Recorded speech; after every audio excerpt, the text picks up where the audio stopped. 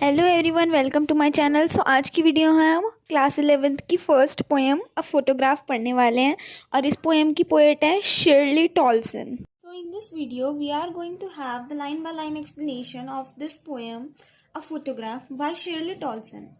In this poem which talks about the feeling of longing of the past, inevitability of change, sense of transience and fragility of human existence.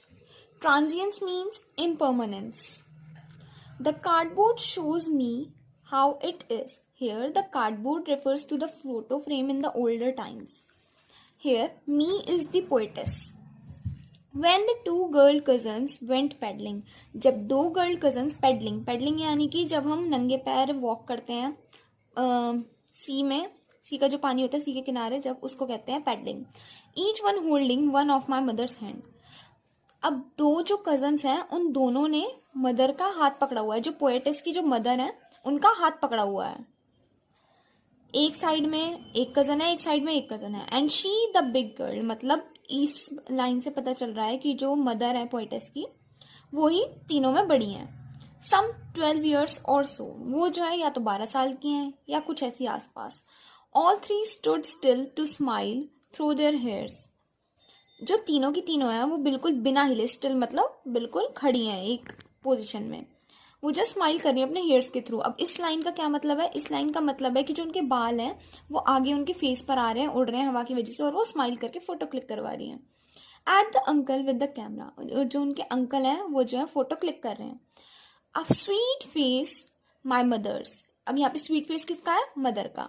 That was before I was born.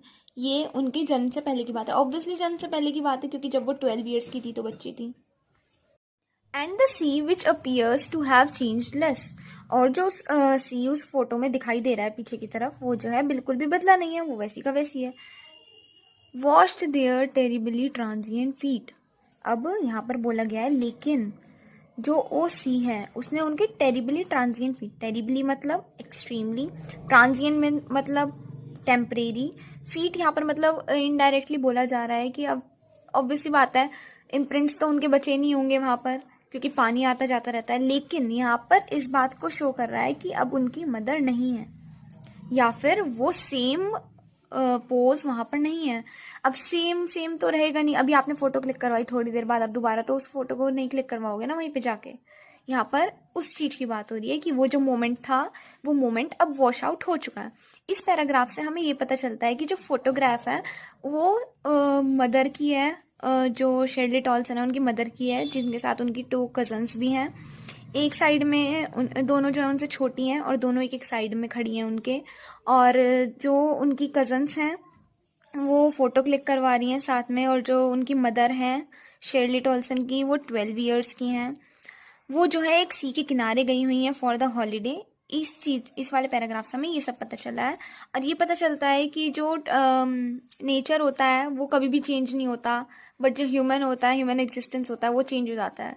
देखो इस line में लिखा है and the sea which appears to have change less. इसका मतलब यही है कि जो सी है वो बिल्कुल भी चेंज नहीं हुआ है, लेकिन जो उनके फीट हैं यानी कि जो ह्यूमन एग्जिस्टेंस है वो चेंज हो चुका है.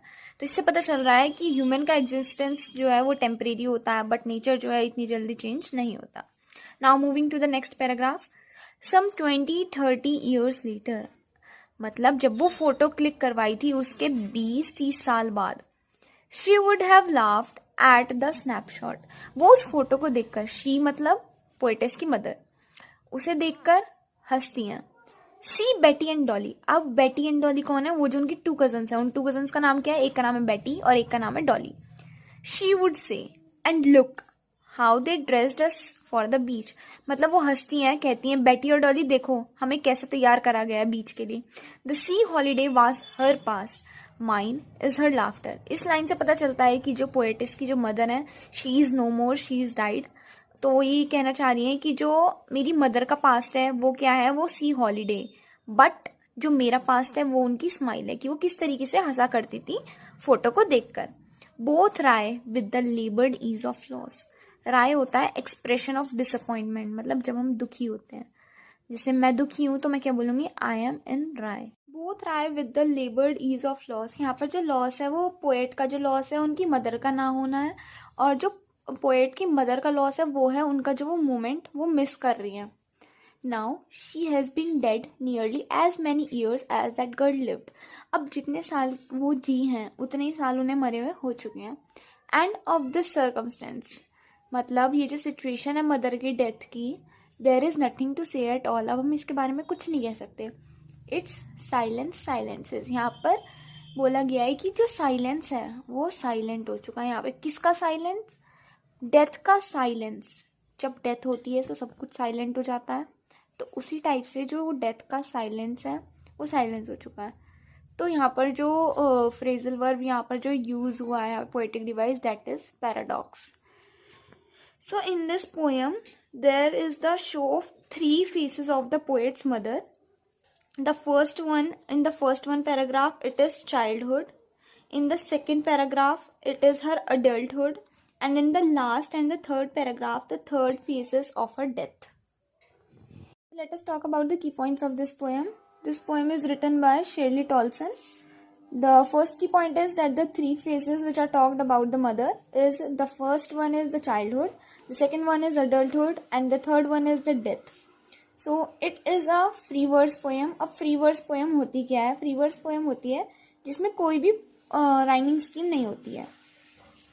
इस पोएम में हमने देखा कि कोई भी राइमिंग स्कीम नहीं है। जैसे कि हम देख सकते हैं, देखो, वॉज, पैडलिंग, हैंड्स, कोई भी मतलब राइमिंग हो ही नहीं रही है किसी के साथ। So it is called a free verse poem. In 8th and the 9th line, there is the show of nature remains the same and the human existence changes rapidly. The nature changes are very smaller in the years. The transience in human existence is showed in these two lines. Indications and meanings of some of the words which are mentioned in the poem are: the cardboard represents the photo frame in the older times. Paddling means to walk barefoot in the water. Barefoot मतलब नंगे पैर घूमना पानी में. Terribly transient means extremely temporary. Snapshot represents photograph. Rye means expression of disappointment, यानी कि जब हम दुखी होते हैं. Circumstance यहाँ पर जो बताया हुआ है लास्ट वाले पैराग्राफ में, that is situation of death of the mother of the poet. Okay, so this was a poem of class 11th.